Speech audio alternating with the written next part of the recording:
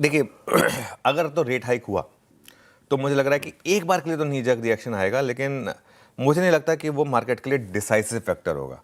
Decisive factor market के लिए फिर भी यूएस फेड ही रहेगा कि यूएस फेड क्या करने वाला है।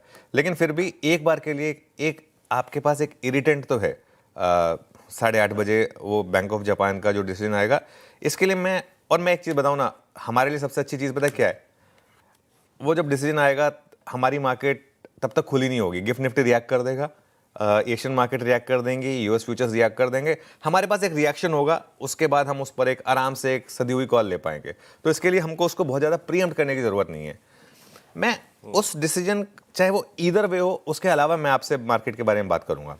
देखिए एफआईएस की कल सेलिंग जो है वो काफ़ी कम हुई है अगर आप देखें, और कैश में तो एक्चुअली कल बाइंग हुई है।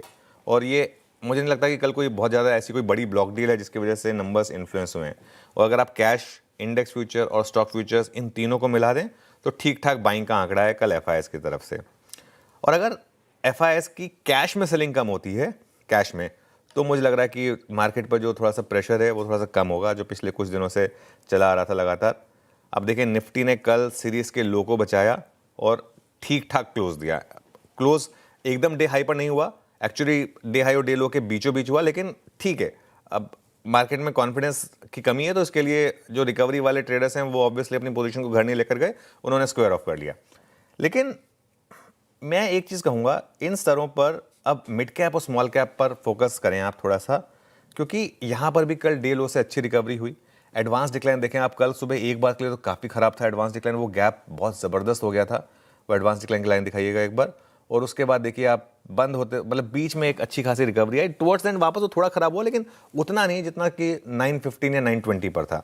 तो वो एक अच्छी रिकवरी है। ये बात मैं इसलिए कह रहा हूँ, मेरा ये मानना है कि अच्छी क्वालिटी के स्टॉक्स को डिफाइन करना बहुत इंपॉर्टेंट होता है और बहुत टफ भी होता है। अच्छी क्वालिटी के स्टॉक्स को ना आप इस भाव पर मत बेचिए। अगर आप हायर लेवल पर लेकर फंस गए हैं, चाहे वो अच्छे स्टॉक्स हों, अब इन लेवल पर बेचने का मतलब नहीं है। एवरेजिंग भली मत करें जब तक मार्केट स्टेबल ना हो। लेकिन कि ये किसी भी एंगल से ना, मतलब ऐसा नहीं है कि अब औने पौने भाव पर आप अपने अच्छे स्टॉक्स बेच दें। खराब स्टॉक्स को तो आप किसी भी मार्केट में बेचें, उसमें कोई दिक्कत नहीं है।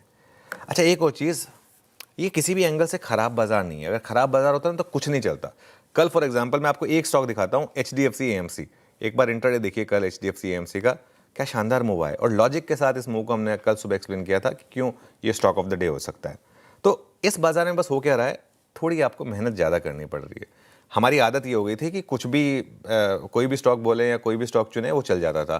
अब ये वो वाली मार्केट नहीं है, इसमें थोड़ा सा आपको ज़्यादा मेहनत करनी पड़ेगी। वैसे भी ये इंडेक्स वाला मार्केट नहीं है, थीम वाला मार्केट है।